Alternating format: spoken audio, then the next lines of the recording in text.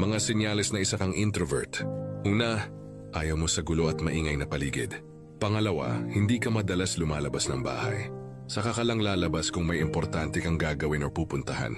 Pangatlo, gusto mo laging mapag-isa at ayaw mo nang may mga istorbo. Pang-apat, kaya mong makipag-socialize pero may limitasyon. Panglima, kapag hindi ka komportable sa mga kasama mo, dinidistansya mo ang sarili mo sa kanila. Pang-anim, minsan naman nagiging maingay ka kapag ka-vibes mo ang mga kasama mo.